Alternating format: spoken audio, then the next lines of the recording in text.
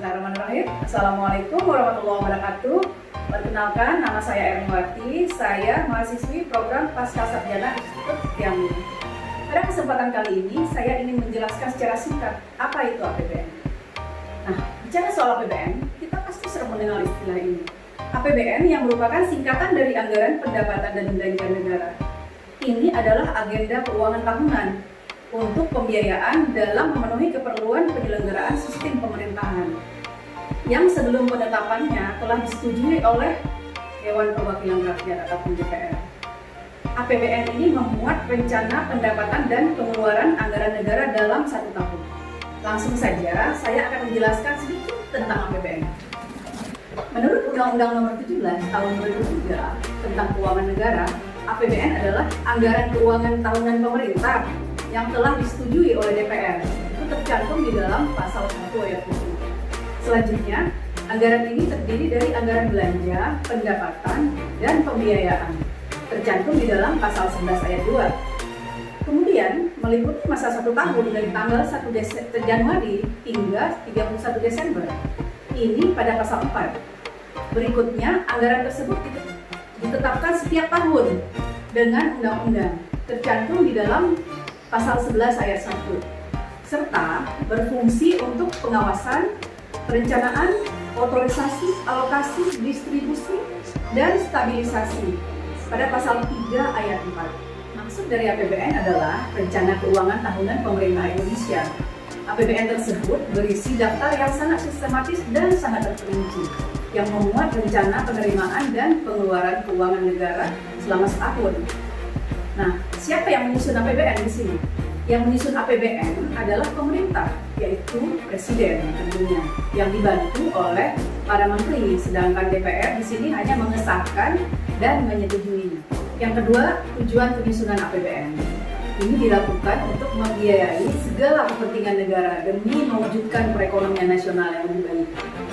Sebagai pedoman penerimaan dan pengeluaran negara dalam melaksanakan tugas kenegaraan untuk meningkatkan produksi, memberi kesempatan kerja, menumbuhkan perekonomian, itu semua untuk mencapai kemakmuran masyarakat.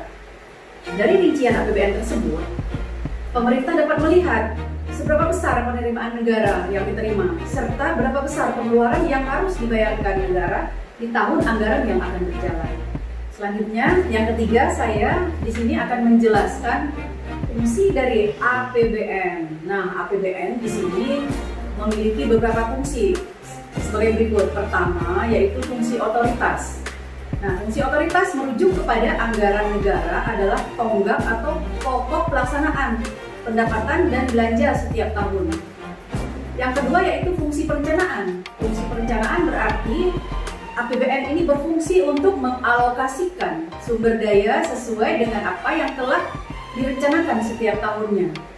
Kemudian selanjutnya fungsi pengawasan, bahwa anggaran negara menjadi pedoman untuk menilai apakah kegiatan perencanaan penyelenggaraan pemerintah negara sesuai enggak dengan ketentuan yang telah ditetapkan.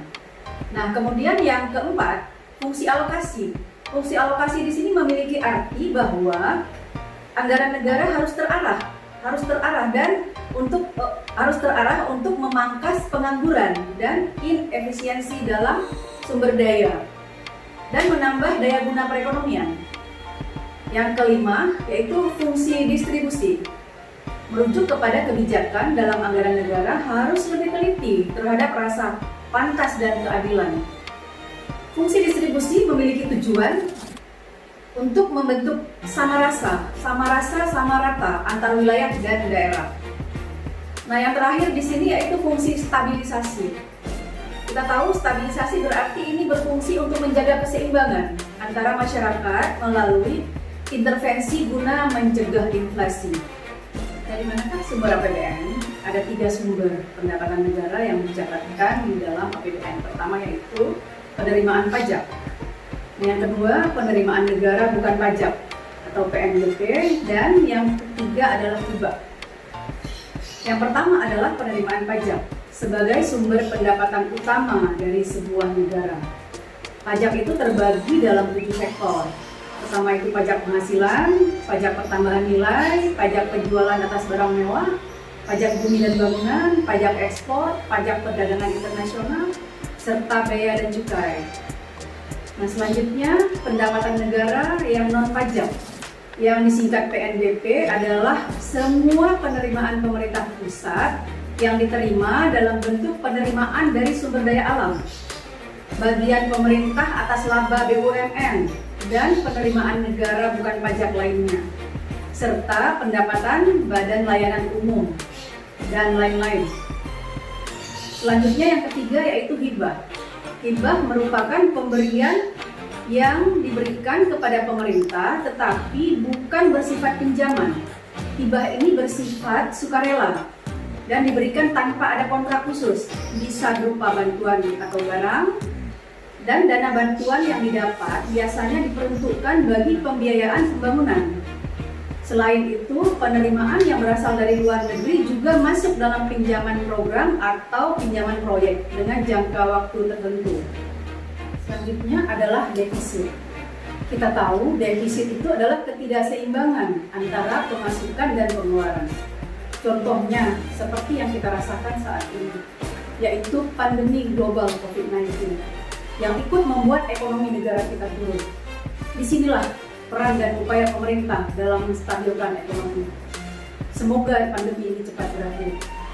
Demikian penjelasan dari saya tentang APBN. Lebih dan kurang saya mohon maaf. Wassalamualaikum warahmatullahi wabarakatuh.